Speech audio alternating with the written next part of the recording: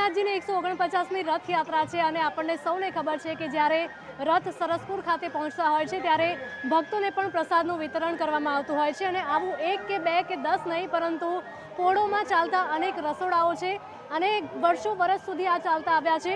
કેટલાક ભાવિક ભક્તો છે એમની સાથે પણ વાત કરીશું, જે રસોડું ચલાવે છે એમની સાથે પણ વાતચીત કરવાનો પ્રયત્ન કરીશું। કેટલા સમયથી અહીંયા રસોડું ચાલે છે? મારી 5મી પેઢી છે। હા, મારા દાદાના દાદા કરતા હતા। પહેલાં એવું હતું, મારા દાદા લોકો એવું કહેતા હતા કે પહેલાં રથ અહીંયા આવતો હતો, જગન્નાથ મંદિરની માલપુઆ અને ગાંઠિયા અહીંયા મૂકી જતા હતા। એ સાધુ સંતો જે અહીંયા વિસામો કરે એ લોકો અહીંયા બેસતા હતા ને એ લોકો માલપુઆ અમે ખાલી પીરસતા હતા। પછી જેમ જેમ પ્રગતિ, જેમ જેમ પબ્લિક વધવા મળી એમ પછી અમે બુંદીના પેકેટ, ચવાણું ચાલુ કર્યું, પછી પૂરી શાક ચાલુ કર્યું। એમ કરતાં મારી 5મી પેઢી છે।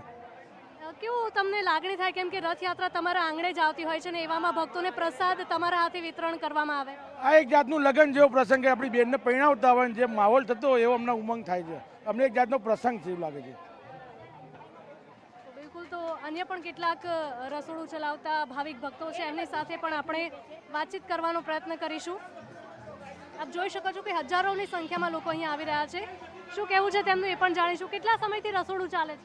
આ 80મું વર્ષ છે, 5th જનરેશન, પાંચમું જનરેશન છે અને વર્ષોથી એક જ મેનુ છે, બુંદી પૂરીનું શાક, પૂરી અને બટાકાનું શાક અને બેસાડીને જ જમાડવાના।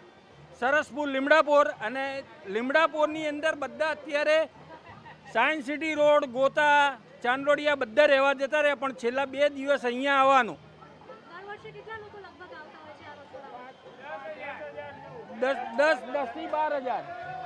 તો જય રણછોડ માખણ ચોરના નાદ સાથે અહીંયા જોઈ શકો છો રસોડા પણ ગુંજી ઉઠ્યા છે। તો મંદિરમાં કેવો માહોલ હશે? કેમેરામેન ઉર્વિશ સોની સાથે હિરલ મહેતા, સરસપુર, અમદાવાદ।